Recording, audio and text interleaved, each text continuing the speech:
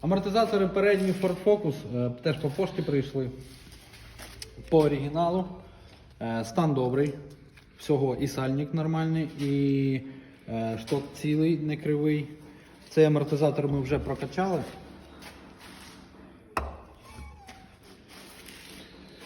Він піднімається все добре. Цей амортизатор ще не робили. В такому стані ж був і цей другий амортизатор. Як видно, що в ньому нема газу, трішки недостатньо масла. Але цей зараз теж зробимо, буде працювати. Ціна відновлення одного 600 гривень.